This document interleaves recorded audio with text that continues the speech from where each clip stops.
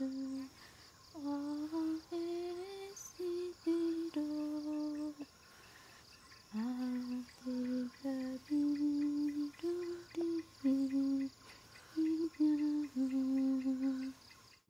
an arc to both those stories that are very, very similar. So, these orphans come in, they're raised up by these ladies who are, now grandmothers, and they get taken eventually back to the wild, So the arc is the same, and their stories are kind of similar but different. That's what we liked about it. They both, have been doing it for at least 40 years, so they've been at it for a long time. They're pioneers in their field. They actually figured out how to raise these animals and are working hard to try to find places for them to go when they're ready to go back to the wild. But then there's some differences. Baruti's background is a biologist. She went out there to study the animals and got thrown into the situation where all these orphans were coming into her research station, and people are saying, what do I do with these animals because their mothers are killed?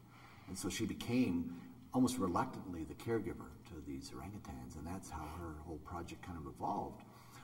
Daphne started the other way around. She was, basically the wife of a park warden, and he was out on poaching patrols, and he would find these baby elephants who were left after the poachers had been through killing the mothers, and she would take them in and try to do things and try to raise them. And it was, for her, a heartbreaking thing because she didn't know how to raise nobody knew how to keep an orphan baby elephant alive because the natural instinct is to give them cow's milk. Well, it turns out they can't digest the fat in cow's milk, and nobody knew that. So she lost a lot of elephants on the way through there trying to raise up these little orphans that would come in. And elephants bond with people really quickly when they're looked after. They want to be with others. And so she became their mother. We were told the chances of actually getting a rescue while we were there for the 5 weeks in Kenya were remote. They don't happen very often.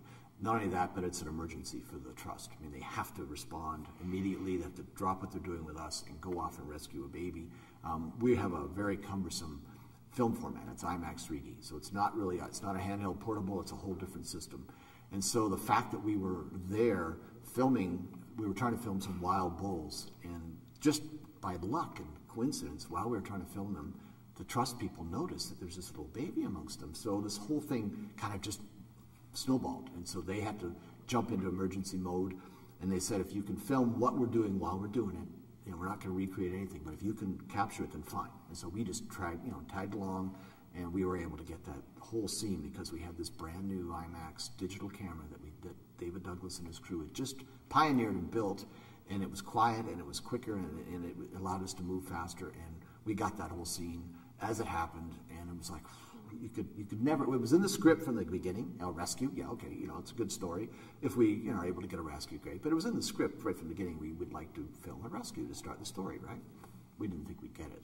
And so to get it in the last few days of our shooting and to have it work like that was like a huge bonus for us.